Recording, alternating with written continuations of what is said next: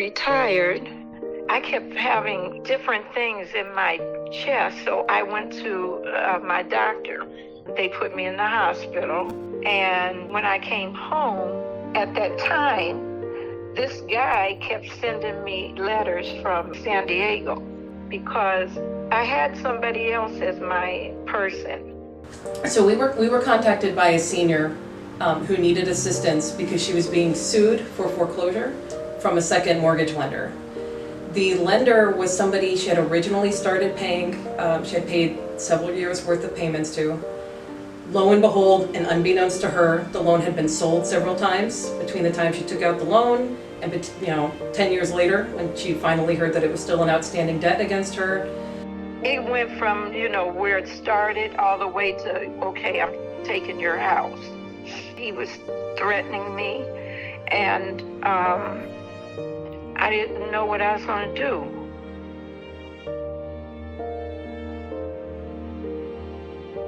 She contacted us, she was scared, she didn't know what to do, she didn't want to lose her home, she was current on her first mortgage, and so she sought our assistance with it.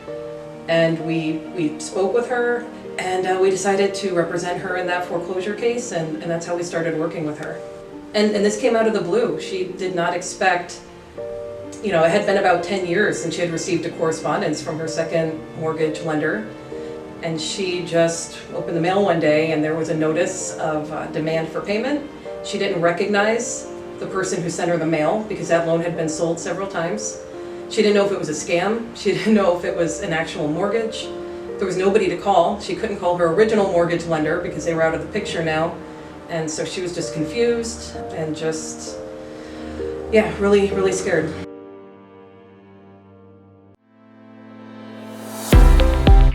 And then I was like, oh my God, that's when I went to legal aid.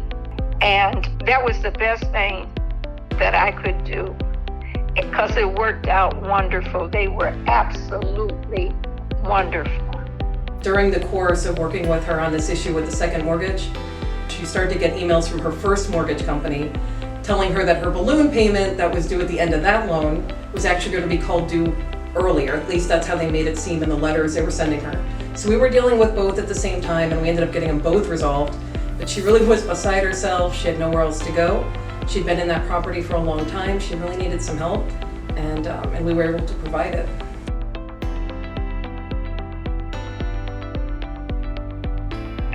I didn't know what I was going to get. But when I went there, I said, oh my goodness, they were so nice to me.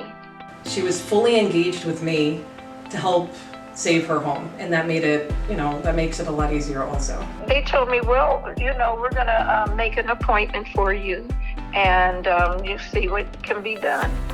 And they really were absolutely wonderful. It's just a matter, I think, of giving her the representation that she needed, establishing to the plaintiff in that case that she wasn't just going to let the house be taken from under her, and providing her with the legal information she needed, representation that she needed to help her achieve a goal that allowed her to stay in the home, which is what she really needed. It wasn't, it wasn't superhuman. It was just, everybody needs that when they're being sued. Joanne was absolutely wonderful. I mean, she helped me not worry about it. She was such a good attorney. I could not have had a better attorney. She was good, and I am so grateful for it.